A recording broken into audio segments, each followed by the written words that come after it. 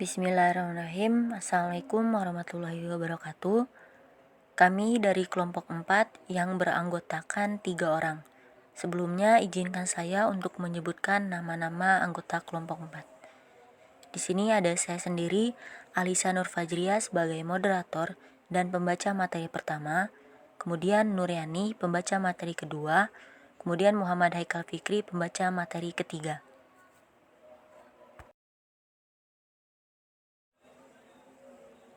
Materi yang akan kita bahas yaitu perkembangan dan pertumbuhan 1.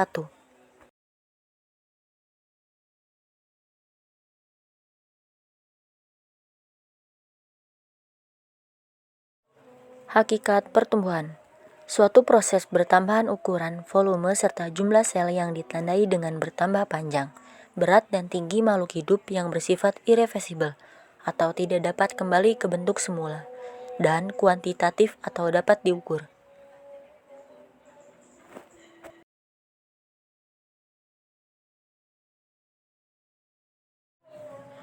Kemudian hakikat perkembangan. Perkembangan adalah suatu proses dari organisme muda menuju keadaan yang lebih dewasa atau matang secara seksual sehingga dapat melakukan reproduksi, serta tidak bersifat kualitatif atau tidak dapat diukur.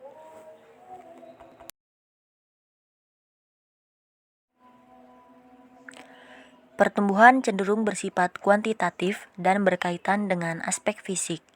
Contohnya itu seperti dari yang masih bayi kemudian tumbuh menjadi orang dewasa.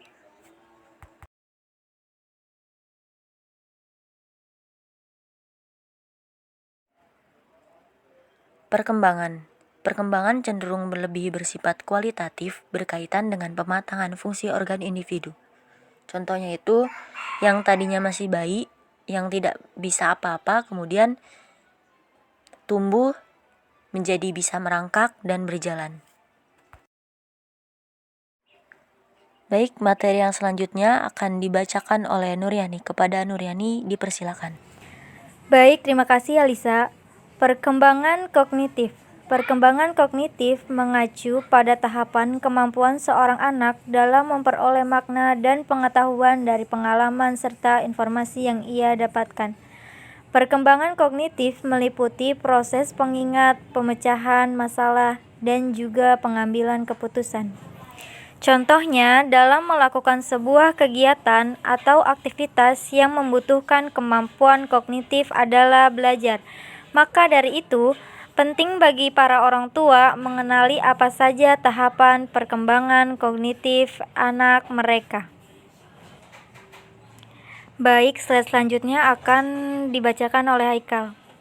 Kita lanjutkan pembahasan selanjutnya yaitu tentang hukum dasar perkembangan.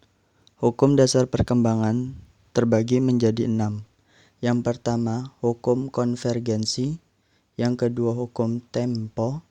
Yang ketiga, hukum rekapitulasi. Yang keempat, hukum bertahan dan mengembangkan diri. Yang kelima, yaitu hukum irama ritme perkembangan. Yang keenam, yaitu hukum masa peka. Next, materi selanjutnya.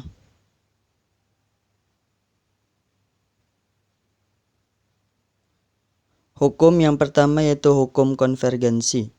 Hukum konvergensi adalah hukum perkembangan manusia dipengaruhi oleh faktor pembawaan dan faktor lingkungan pendidikan, yang berarti bahwa masa depan kehidupan manusia bergantung pada proses pematangan dan pada proses pendidikan yang mereka alami. Hukum yang kedua yaitu hukum tempo. Hukum tempo adalah lambat atau cepatnya proses perkembangan. Perkembangan seseorang tidak sama dengan orang lain. Secara prinsip, setiap anak akan mencapai tingkat perkembangan yang sama. Hanya waktu pencapaiannya saja yang berbeda.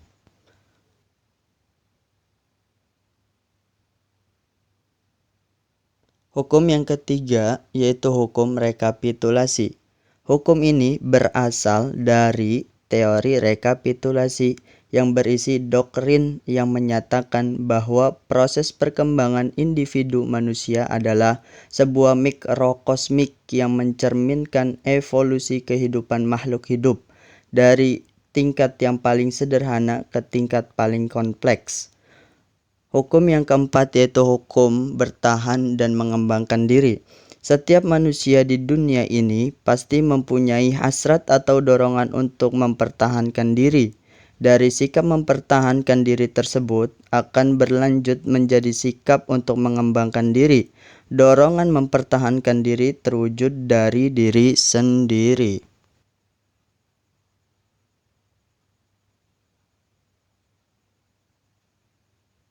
Hukum yang kelima yaitu hukum ritme perkembangan. Perkembangan jasmani maupun perkembangan rohani tidak selalu dialami perlahan-lahan dengan urutan-urutan tertentu, melainkan merupakan gelombang-gelombang besar dan kecil yang silih berganti. Tiap-tiap individu mengikuti pola perkembangannya yang umum. Hukum yang keenam yaitu hukum masa peka.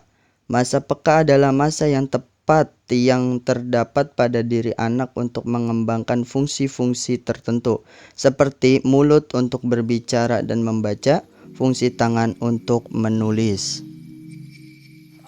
Baik, itu saja yang dapat kami sampaikan. Mohon maaf atas segala kekurangannya. Wassalamualaikum warahmatullahi wabarakatuh.